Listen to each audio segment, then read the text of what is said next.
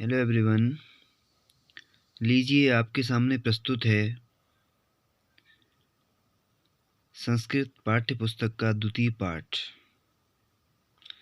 विलस्य वाणी न कदापि में श्रुता।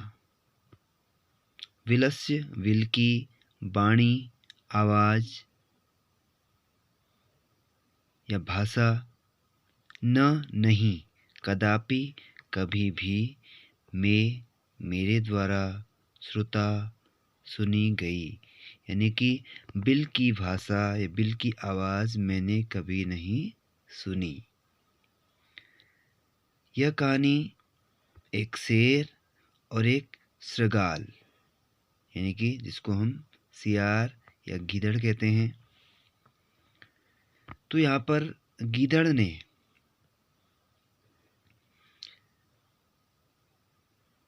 गीदड़ पात्र के द्वारा कवि ने यह समझाने का प्रयास किया है कि जब भी हमारे ऊपर कोई भी विषम परिस्थिति आती है या फिर कोई भी समस्या आती है तो किस तरीके से अपनी बुद्धि के द्वारा हम लोग उस पे पार पा सकते हैं, कैसे हम उससे निपट सकते हैं। तो आइए इसको समझने का प्रयास करते हैं।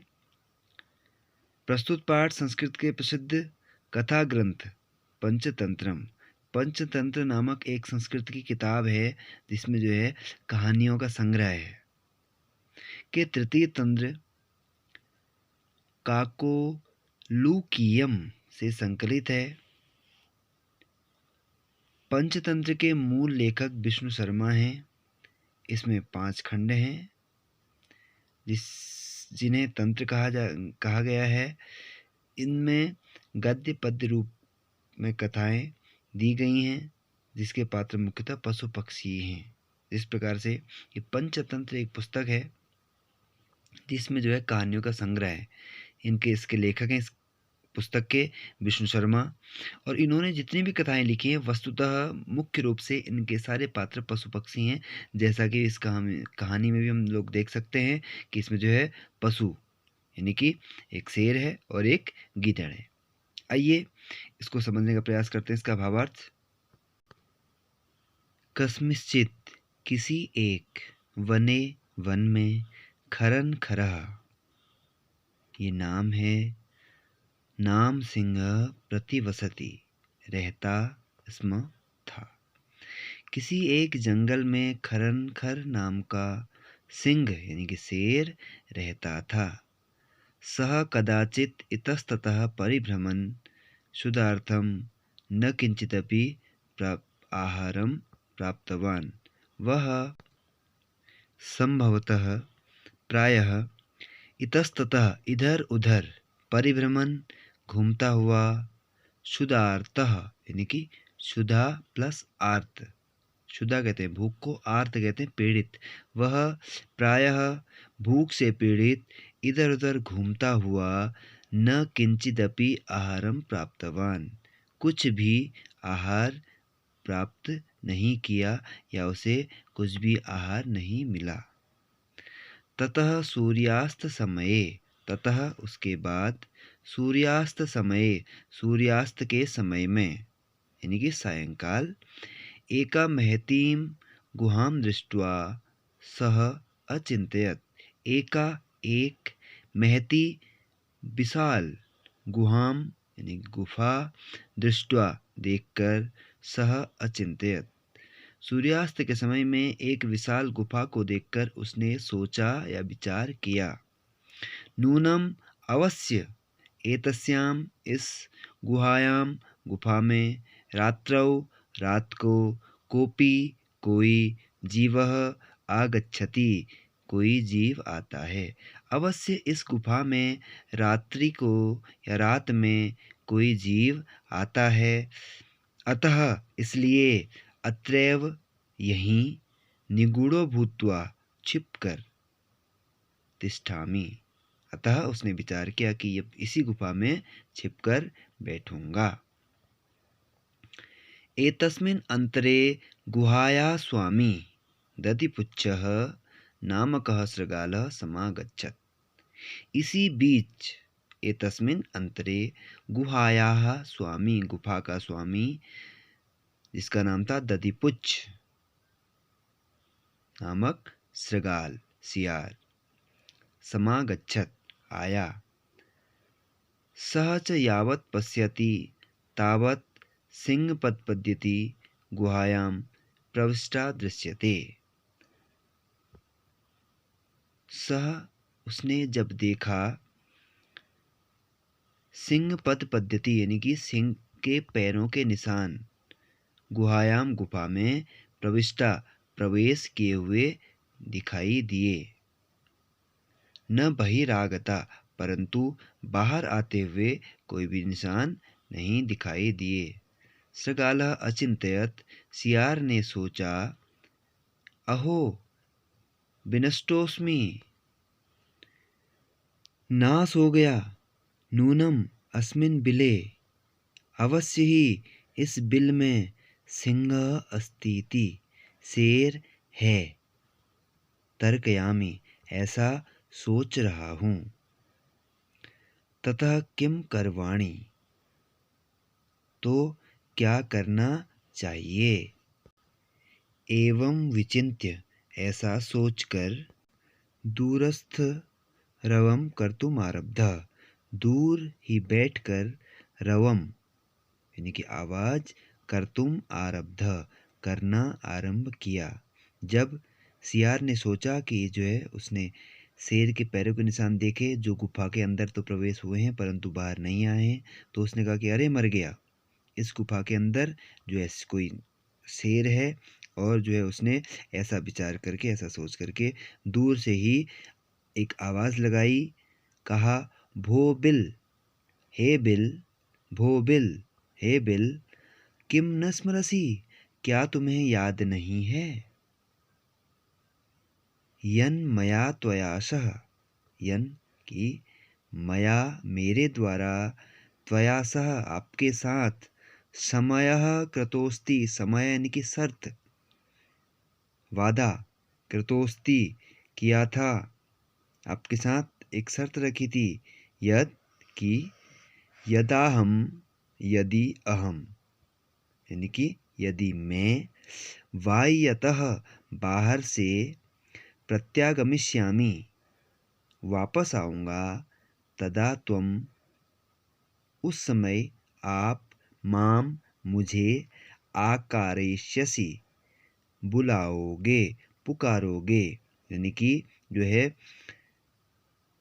सियार ने कहा कि अरे बिल, क्या आपको याद नहीं है, आपके और मेरे बीच में एक शर्त हुई थी कि जब भी मैं बाहर से बिल में वापस आऊँगा तब आप मुझे आवाज़ लगाओगे, मुझे बुलाओगे या मुझे पुकारोगे। यदि त्वं मां न आह्वयसि तर्हि अहम द्वितीयं बिलं यास्यामि, यदि आप मुझे नहीं बुलाओगे तो मैं इस बिल को छोड़ करके किसी दूसरे बिल में अपना स्थान ले लूँगा, किसी दूसरे बिल में शरण ले लूँगा, मैं किसी अन्यत्र चला जाऊँगा। अथ एतत् श्रुत्वा सिंहः अचिंत्यत, और ऐसा सुनकर सिंह शेर ने अचिंत्यत सोचा, विचार किया। नूनमेषां गुहा स्वामिनः सदा समावानं करोति, निश्चित ही यह गुफा सदा हमेशा स्वामिनः अपने मालिक का आवाहन करती है, परंतु मद्भयात् लेकिन मेरे भय से, मद्भयात् मेरे भय से, मेरे डर से, न किंचित वदति परंतु आज यह मेरे डर से कुछ भी नहीं बोल रही है। अथवा सात्विदम उच्यते, ठीक ही कहा है, सही कहा है। भय संत्रस्त मनसाम हस्तपादादिका क्रिया प्रवर्तन्ते न वाणी च वैपतुश्चाधिको भवेत्। अर्थात भय संत्रस्त मनसाम, डर से, भय से संत्रस्त मन वालों का हस्तपादादिका क्रिया, हाथ पैरों की क्रियाएं, यानी कि जो डरे हुए जो लोग होते हैं, जिनका मन डरा हुआ होता है, उनकी हाथ और पैरों की क्रियाएं प्रवर्तन्ते न प्रवर्तन्ते, यानी कि ठीक से उनके हाथ पैर काम नहीं करते हैं। जो लोग डरे हुए होते हैं, जिनके मन डर जाते हैं, तो उनके जो है हाथ पैर ठीक से काम नहीं करते हैं। च वैपतुश्चादिको भवेत, वैपथु कंपन, और क्या होता है उनके साथ, जो उनका शरीर जो है कंपन करने लगता है। तो शेर ने सोचा कि इसलिए यह गुफा भी आज मेरे डर से अपने मालिक को नहीं पुकार रही है। तदहम अस्य आवाहनम करोमि, इसलिए मैं ही उसका आवाहन करता हूँ, यानी कि मैं ही उसको पुकारता हूँ। एवं सह बिले प्रविश्य में भोज्यम भविष्यति, और वह बिल में प्रवेश करके मेरा भोजन भविष्यति होगा। मैं उसको पुकारता हूँ और वो बिल में प्रवेश करते ही मैं उसे खा जाऊंगा। इत्थम विचार्य, ऐसा सोच करके, सिंह शेर सहसा शृगालस्य आवाहनम अकरोत्, सहसा अचानक शृगालस्य सियार का आवाहन करता है। सिंहस्य उच्च गर्जन प्रतिध्वनिना सा गुहा उच्चै शृगालम आवाहयत, सिंहस्य सिंह की उच्च गर्जना, जोर की गर्जन की प्रतिध्वनि से, सा गुहा वह गुफा, उच्चै ऊंची आवाज में, शृगालम आवाहयत शृगाल को पुकारती है, बुलाती है। अनेन अन्येपि पशवः भयभीता अभवन्, जिससे अन्य सभी पशु भयभीताः भयभीत अभवन् हुए। शृगालोपि ततः दूरं पलायमानः इमं पठत्, शृगाल भी वहाँ से दूर जा करके, पलायमानः यानी कि वहाँ से दूर भाग करके इसको पढ़ता है, जो आगे श्लोक दिया गया है। अनागतं यः कुरुते सशोभते, सशोच्यते यो न करोत्यनागतं, वनेत्र संतस्त समागता जरा, विलस्य वाणी न कदापि मे श्रुता।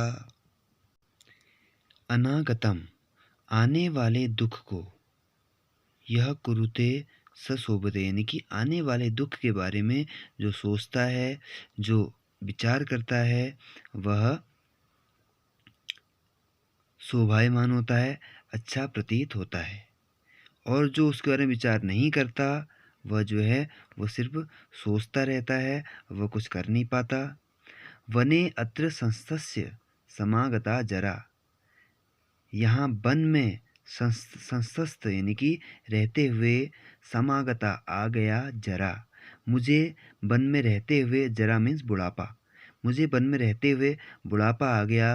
विलस्य वाणी कदापि न मे श्रुता, और मैंने आज तक जो है कभी भी बिल की वाणी को नहीं सुना, बिल की आवाज़ नहीं सुनी। यानी कि कहने का तात्पर्य है कि हमको जो है आने वाले जो भी दुख है उसके बारे में हमेशा जो है विचार करना चाहिए, सोचना चाहिए कि जो भी विपत्ति आने वाली है, अगर कल के दिन कोई विपत्ति मेरे ऊपर आती है तो मैं किस तरीके से उससे पार पा सकता हूँ, कैसे उससे निपट सकता हूँ। तो स्वमत्यानुसारम, अपनी मति के अनुसार मैंने इसको समझाने का प्रयास किया संक्षिप्त रूप में। मैं एक बार फिर से इसको कहानी के रूप में आपको समझाने का प्रयास करता हूँ। किसी एक वन में खरनखर नाम का एक शेर रहता था। वह प्रायः इधर उधर घूमता हुआ, भूख से पीड़ित, कुछ भी आहार प्राप्त नहीं किया। उसने इधर उधर घूमते हुए कोई भी आहार प्राप्त नहीं किया। ततः आहार यानी कि भोजन, सूर्यास्त समय उसके बाद सूर्यास्त के समय उसने एक विशाल गुफा को देखा। उसने सोचा, अवश्य इस गुफा में रात्रि में कोई जीव आता है, इसलिए मुझे यहीं छिपकर बैठ जाना चाहिए। इसी बीच गुफा का स्वामी दधिपुच्छ नामक श्रृगाल वहां आया। वह जहां तक देखता है वहां तक उसे सिंह के पैरों के निशान, शेर के पैरों के निशान गुफा में प्रवेश किए हुए दिखते हैं, परंतु बाहर आते हुए नहीं दिखाई देते। सियार ने सोचा, ओहो विनष्टोस्मि, अरे मर गया। अवश्य इस बिल में शेर है, ऐसा मैं सोचता हूँ। तो क्या करना चाहिए, ऐसा सोचकर उसने गुफा से दूर बैठकर आवाज़ करना आरंभ किया। अरे बिल, अरे बिल, क्या आपको याद नहीं है कि आपके और मेरे बीच में एक शर्त हुई थी कि जब भी मैं बाहर से वापस आऊँगा तब आप मुझे पुकारोगी। यदि आप मुझे नहीं पुकारोगी तो मैं किसी दूसरे बिल में चला जाऊंगा। ऐसा सुनकर शेर ने सोचा, अवश्य यह गुफा हमेशा अपने स्वामी को पुकारती है, परंतु मेरे डर से यह आज कुछ भी नहीं बोल पा रही है। साध्विदम उच्यते, ऐसा उचित ही कहा है।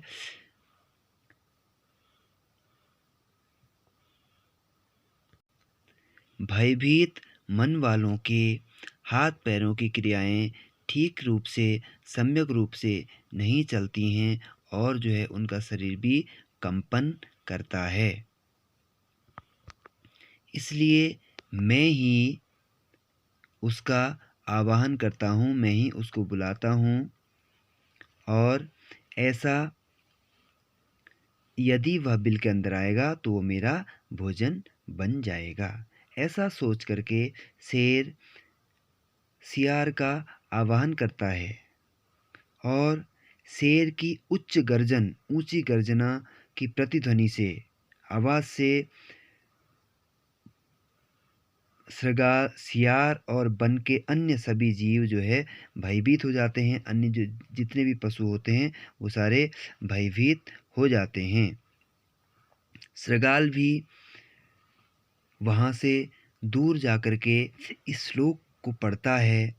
अनागतम यह कुरुते स शोभते, स सोच्यते यो न करोत्य। जो आने वाले दुख का उपाय जानते हैं, उपाय करते हैं, वह अच्छे लोग होते हैं या वह अच्छे होते हैं।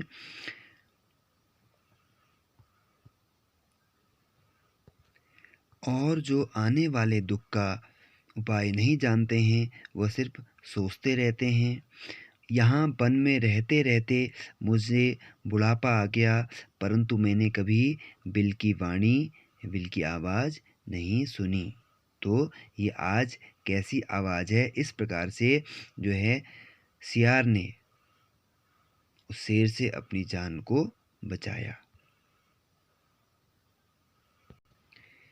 आइए अब अभ्यास कार्य शुरू करते हैं। उच्चारणम कुरुतः, उच्चारण कीजिए।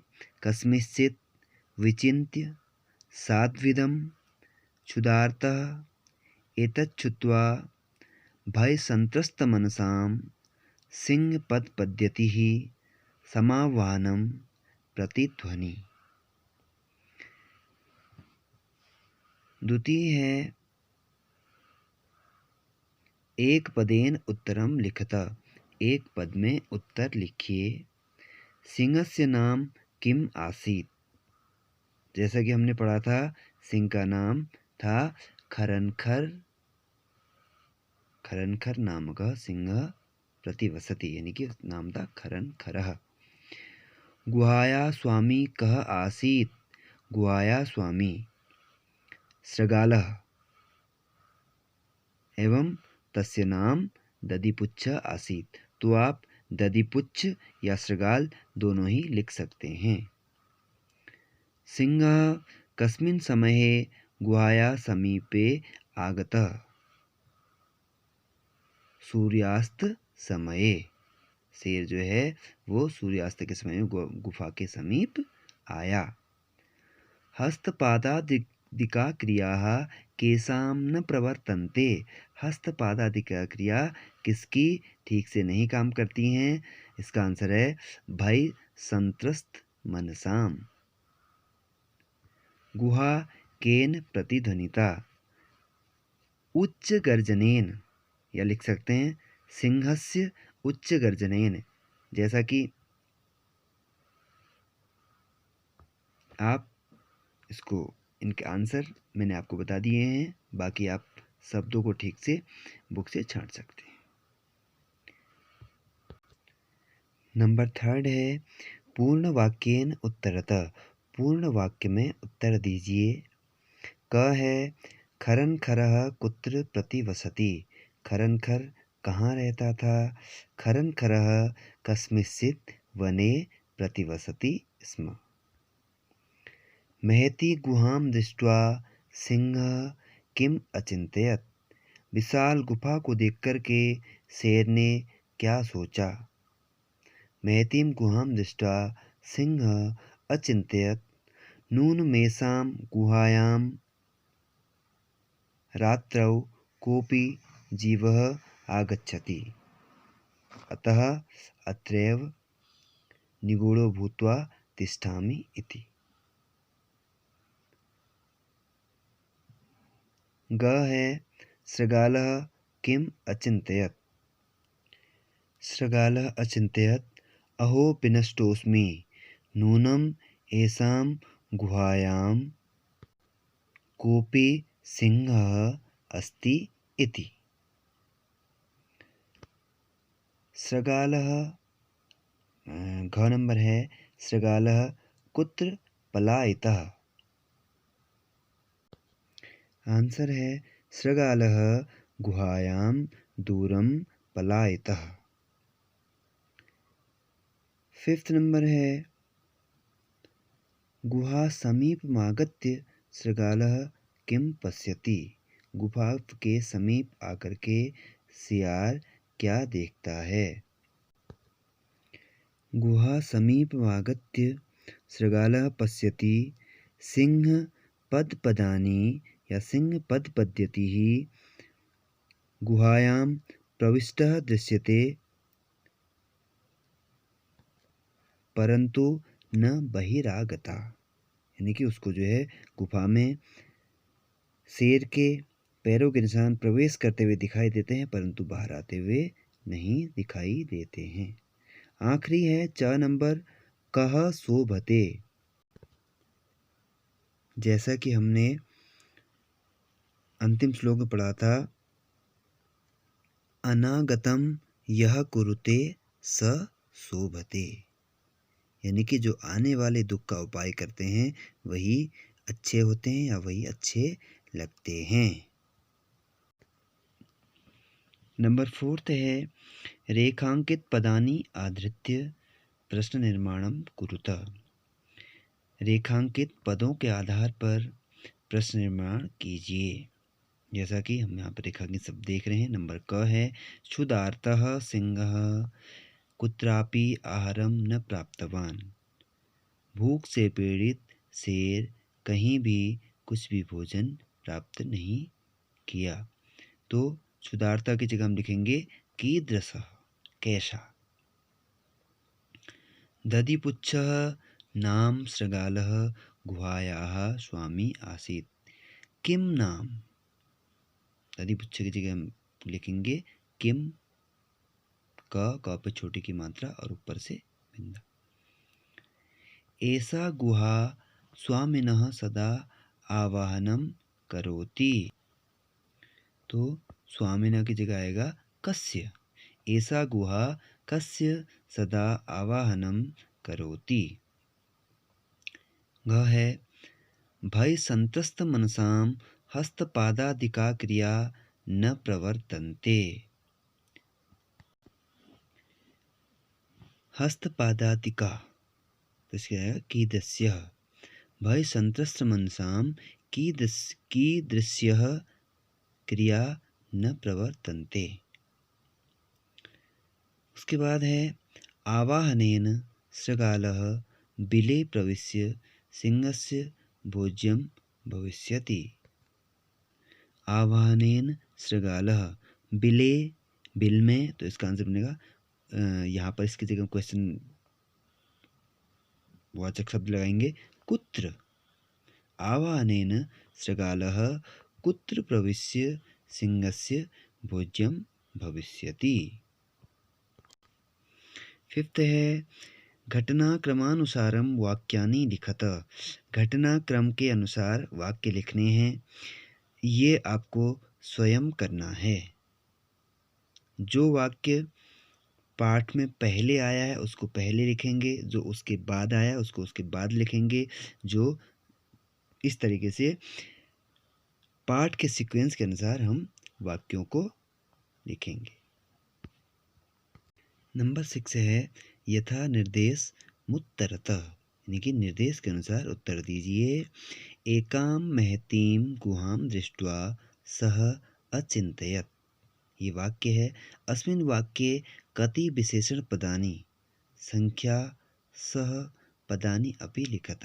इस वाक्य में कितने विशेषण पद हैं, संख्या के साथ उनको पदों को भी लिखना है। तो एकां महतीं, यानी कि इसमें 2 विशेषण पद हैं। कौन सा? एक पहला एकां और दूसरा महतीं।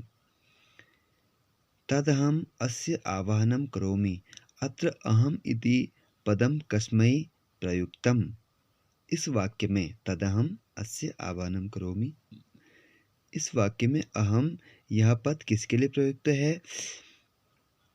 अहम इति पदः सिंहाय प्रयुक्तः, यानी कि यह शेर के लिए प्रयुक्त किया गया है। ऐसा शेर ने कहा कि मैं जो है उसका आवाहन करता हूँ। यदि त्वं मां न आवाहयसि अस्मिन् वाक्ये कर्तृपदं किम्? इस वाक्य में कर्ता पद कौन से हैं? तो इस वाक्य में कर्ता पद है त्वम्।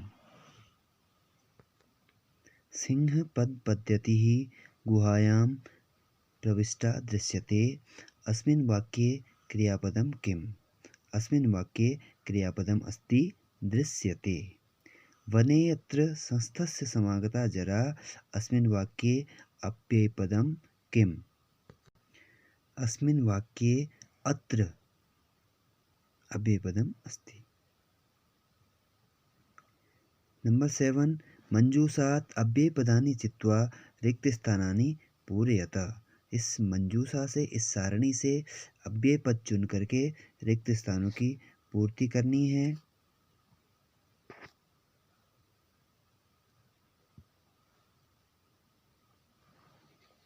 एकस्मिन् वने कश्चन व्याधः जालं विस्तीर्य, उसका रहेगा दूरे स्थितः। क्रमशः आकाशात् सपरिवारः कपोतराजः सहसा आगच्छत्। तो इस प्रकार से आगे आपने इसे पूर्ण करना है। धन्यवाद। आगे एक नए पाठ के साथ फिर मिलेंगे।